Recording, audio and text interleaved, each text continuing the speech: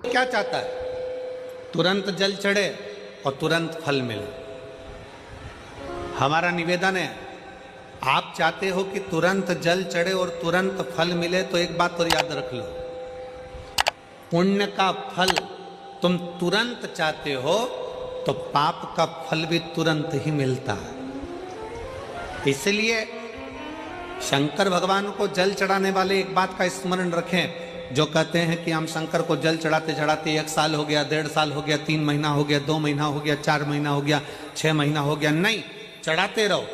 File मोटी है, थोड़ा समय लग रहा है, मतलब पूर्व का जो पाप है तुम्हारे जल चढ़ाने से वो धीरे धीरे धीरे धीरे धुल रहा है, कट रहा है। और शंकर भगवान कहते हैं अगर पाप जैसे ही पूरा कट जाएगा, एक दिन में तेरी झोलियों में खुशी लाकर डाल दूंगा और तू आनंद में जीवन जिए। और मैंने तेरे ही भरोसे बाबा, तेरे ही भरोसे हवा बिच उड़ती जावागी, बाबा डोर में कटी जावागी, भोले मैं तेरी भक्त, शंभो मैं तेरी भक्त, हवा बिच उड़ती जावागी, बाबा डोर छड़ीना में कटी जावागी। फल जरूर मिलेगा पर थोड़ा समय लगेगा। जल चढ़ाने में शर्म ना करो, शिव के मंदिर जाने में शर्म ना करो।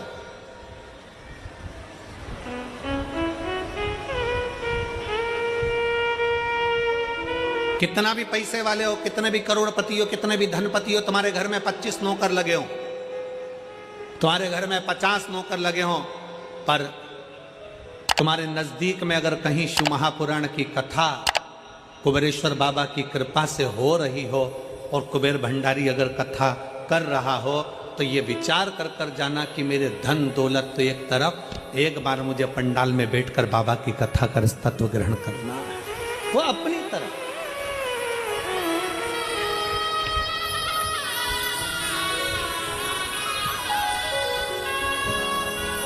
जल चढ़ाने में शर्म नहीं, मंदिर जाने में शर्म नहीं करना चाहिए।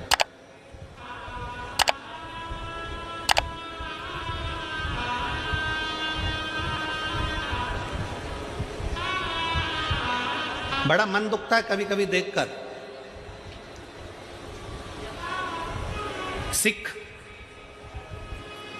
पगड़ी बांधता है तो अपने आप को गर्व महसूस करता है,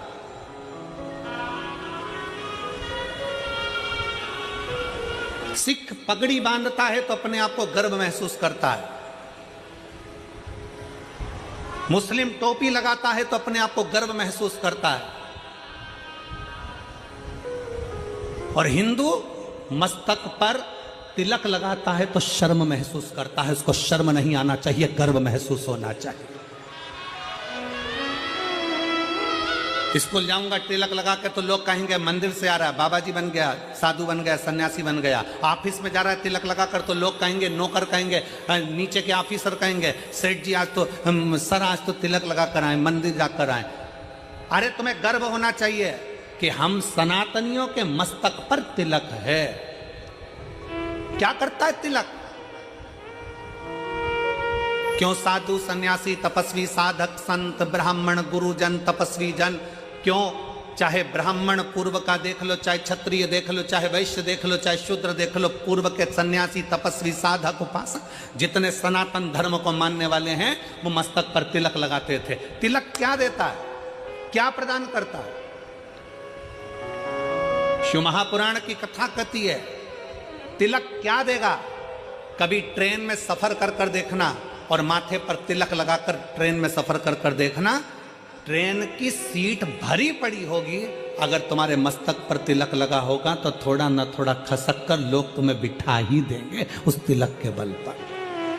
जब तिलक ट्रेन में सीट दे सकता है, जब तिलक बस में जगह दे सकता है, तो मस्तक का तिलक एक ना एक दिन तुम्हें परमात्मा का दर्शन भी करा ही देगा, ये निश्चित है।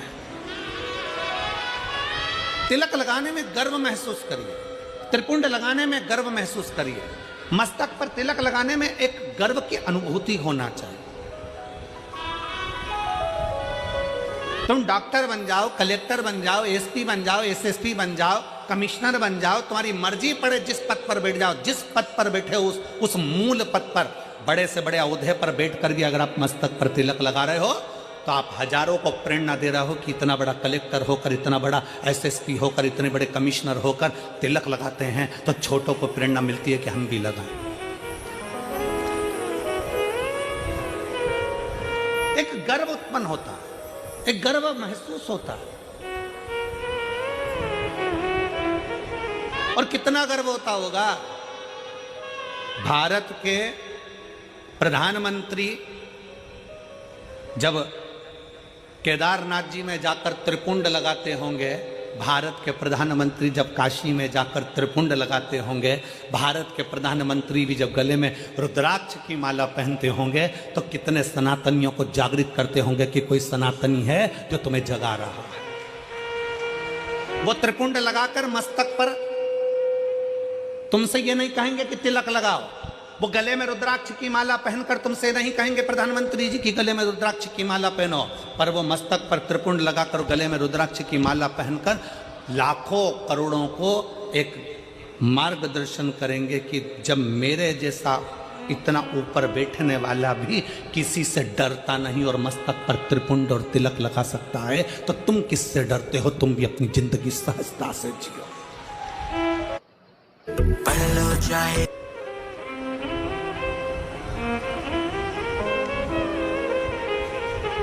फरीदाबाद में बहुत सारी कंपनियां चलती हैं। हमको पाराशर जी कह रहे थे और उनके बेटे चिराग जी कह रहे थे, गुरुजी हमारे फरीदाबाद में बहुत सारी फैक्ट्रियां हैं, बहुत सारी फैक्ट्रियों में माल बनता है। जब चिराग मिलने के लिए हाथ उड़ाए थे तब कह रहे थे कि गुरुजी बहुत सारी फैक्ट्रियां फरीदाबाद में चलती, बहुत फैक्ट्री, जितनी फैक्ट्री में घूमना है घूम लो, सब फैक्ट्री में जो भी माल बनता है उसमें कंपनी का नाम लिखा रहता है। क्यों बेटा चिराग, सही है पाराशर जी? जितनी कंपनियों में माल बनता है उसमें कंपनी का ट्रेडमार्क लगा रहता है, ब्रांड लिखी होती है कि इस कंपनी का माल है। ये तिलक क्या है? इससे भगवान को भी मालूम पड़ जाता है कि कौन सी कंपनी का माल है। ये भी तो कंपनी का माल है, किस कंपनी को ये भी तो मालूम पड़ना चाहिए। मस्तक का तिलक हमें गौरव महसूस होना चाहिए, मस्तक का तिलक हमें एक आनंद की अनुभूति कराना चाहिए, आनंद की अनुभूति। शिव महापुराण की कथा कहती है, वो जीजी ने जब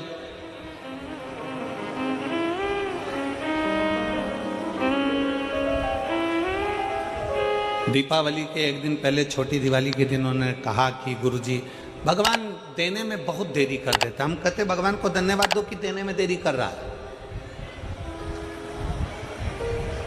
जल्दी देगा तो जल्दी ले लेगा, थोड़ा देने में देरी कर। एक पत्र देन दो, धन्यवाद क्यों उसको, उसको धन्यवाद क्यों?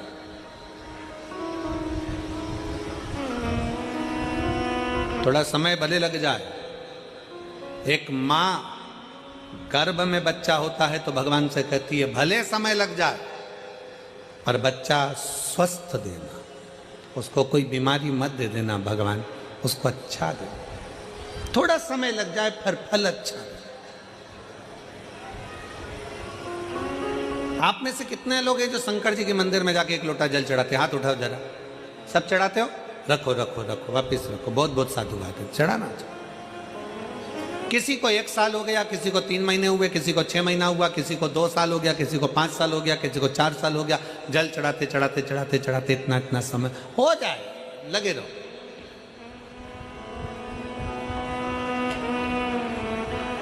उसको दिल से, भाव से।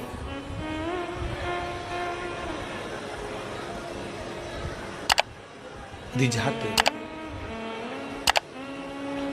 और मैंने तेरे ही भरोसे बाबा, तेरे ही भरोसे हवा बिच उड़ती जावांगी बाबा, डोर छड़ीना में कटी जावांगी। उसको रिझाते हो।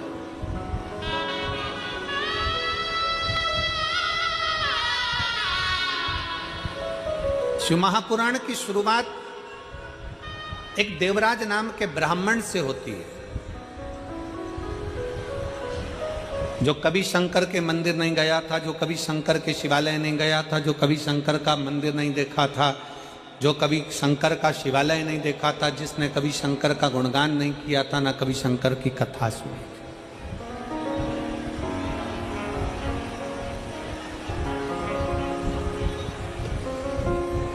जिसने कभी शंकर की कथा भी नहीं सुनी।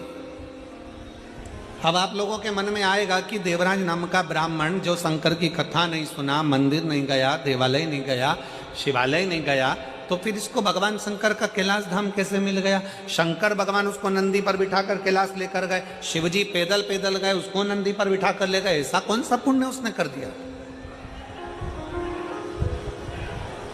ये पुण्य कौन सा था? ये कहां का पुण्य था? ये पुण्य देवराज नाम के ब्राह्मण का नहीं था। देवराज नाम के ब्राह्मण की माता शंकर के शिवालय में जाकर एक लोटा जल समर्पित करती थी, और देवराज नाम के ब्राह्मण की माता जब एक लोटा जल शंकर के मंदिर में समर्पित करती थी, शिव के मंदिर को जल चढ़ाती थी, उस जल का फल ये मिला कि चोरी का धन लेकर देवराज शंकर के मंदिर में शरीर में ताप पड़ने पर, शरीर में कष्ट पड़ने पर शिवालय पर पहुंच गए, शंकर के मंदिर पहुंच गए। शरीर में ताप पड़ रहा है और शिव याद आ रहा है। आप सबसे निवेदन है, जितने आस्था चैनल के माध्यम से कथा सुन रहे हैं, जितने फेसबुक यूट्यूब के माध्यम से कथा सुन रहे हैं, जितने इस पवित्र फरीदाबाद हरियाणा की पवित्र भूमि से कथा सुन रहे हैं, आप सबसे निवेदन है, अगर आपकी दुख की घड़ी में शंकर याद आ रहा है, आपकी तकलीफ की घड़ी में शंकर याद आ रहे हैं, आपके कष्ट के समय पर शंकर याद आ रहे हैं, आपको हर पल शंकर का स्मरण आ रहा है, जरा सा कोई दुख आया और तुम एक लोटा लेकर अगर शिव के मंदिर पहुंच रहे हो, जरा सा कष्ट आया और तुम एक लोटा जल लेकर शंकर की चौखट पर जा रहे हो, जरा सा दुख आया, तुमने शिव का श्री शिवाय नमस्तुभ्यम का जाप करना प्रारंभ कर दिया, तो समझ लेना ये जल तुम खुद नहीं चढ़ा रहे हो, ये जल तुम शंकर के मंदिर में खुद नहीं जा रहे हो, तुम्हारे मुख से श्री शिवाय नमस्तुभ्यम तुम खुद नहीं बोल रहे हो, शंकर भगवान स्वयं तुम्हें अपना समझकर तुम्हारे से ये कर्म करवा रहे हैं, जिससे तू भव से पार हो जाए। तो उनके करीब आ जा।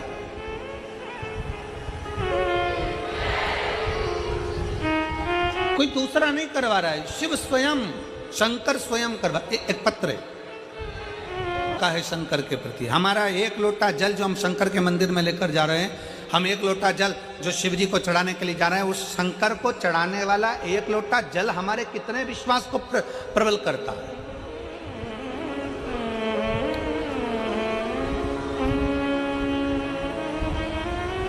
हमारा भरोसा कितना प्रबल हो सकता है। फिर निवेदन, मेरे भोले बाबा को तुम्हारा धन वैभव सत्ता धन दौलत लड्डू पेड़ा गुलाब जामुन इमरती भजिया पकोड़ा कुछ नहीं चाहिए, कुछ भी नहीं।